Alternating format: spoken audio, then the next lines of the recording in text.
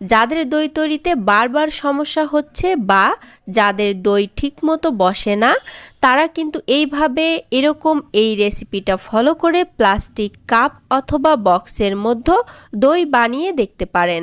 কথা দিচ্ছি 100% সফল হবেন। আর দই তৈরিতে আপনার কোনো দিনও কখনো কোনো সমস্যা থাকবে না। আমার এই ভিডিওটি আশা করি আপনাদের সবার অনেক উপকারে আসবে। না টেনে প্লিজ পুরো ভিডিওটা দেখবেন, তাহলে বুঝতে পারবেন একদম পারফেক্টলি দই তৈরির রেসিপিটা। আমি এখানে 1 কেজি দুধকে জাল করে এটাকে 3 ভাগের 2 ভাগ করে নিয়েছি।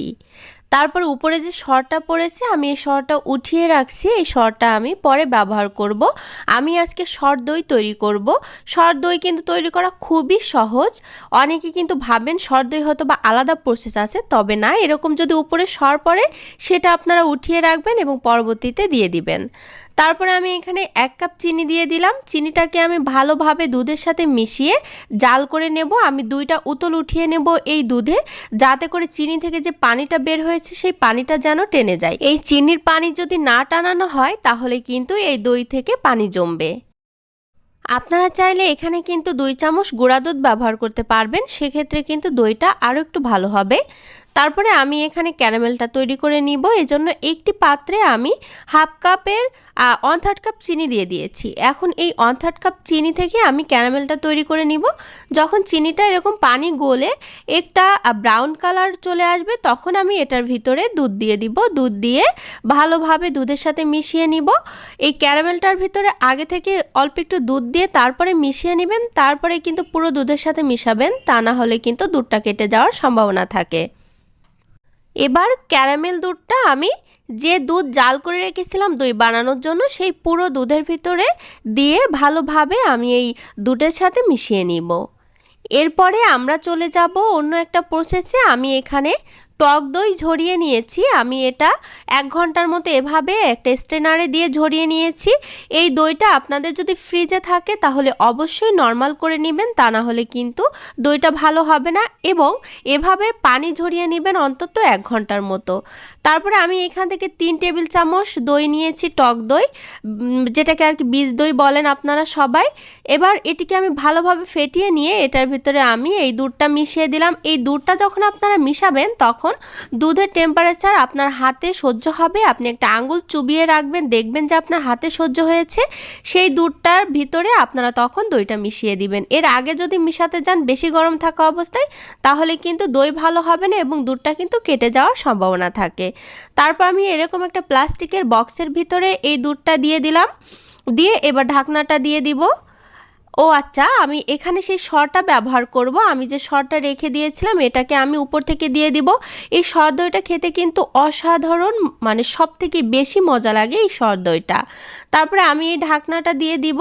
ঢাকনাটা দিয়ে আমার এখানে আরও একটু দুধ থেকে গেছে। আমি এরকম ছোট কাপ দইয়ের যে ডাইসগুলো সেগুলো ব্যবহার করছি, এটার ভিতরে আমি দিয়ে দিব। দিয়ে এটার মুখটা আমি একটা ফয়েল পেপার দিয়ে আটকিয়ে নিব। এবার এই দই জমানোর প্রসেসটা বলে দেই।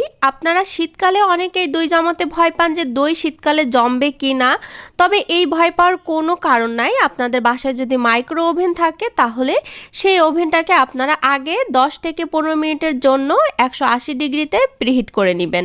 করে নিয়ে সেই ওভেনটাকে কিন্তু বন্ধ করে দিবেন। বন্ধ করে দিয়ে এভাবে তাওয়াল পেঁচিয়ে এই দইটাকে আপনারা সেই ওভেনের ভিতরে রেখে দিবেন।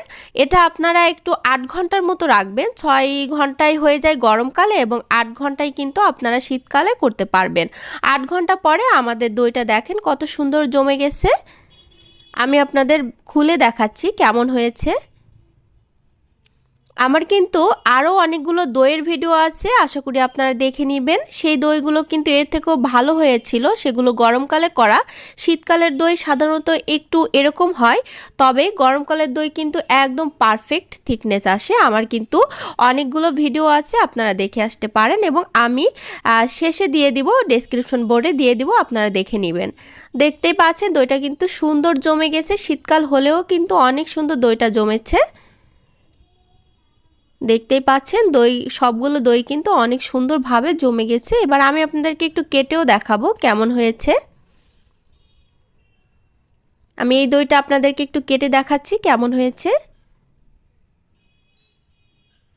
দেখতেই পাচ্ছেন কতটা সুন্দর হয়েছে দইটা। পারফেক্টলি একটা থিকনেস এসেছে এই দইটা এবং খেতে কিন্তু অসাধারণ হয়েছিল। আর দই তৈরির ক্ষেত্রে দই বীজটা আপনারা ভালো স্বাদের নেওয়ার চেষ্টা করবেন। মিষ্টি দই বানাতে গেলে মিষ্টি দইয়ের বীজ নেবেন এবং টক দই বানাতে গেলে টক দইয়ের বীজটা নেবেন। এদিকে কিন্তু অবশ্যই খেয়াল রাখবেন। আশা করি আমার আজকের এই দইয়ের রেসিপিটি আপনাদের সবার অনেক ভালো লেগেছে এবং আশা করছি অবশ্যই আপনারা একটি শেয়ার করে দিবেন। ফেসবুক থেকে দেখলে ফলো করে দিবেন এবং ইউটিউব থেকে দেখলে সাবস্ক্রাইব করে দিবেন। ধন্যবাদ।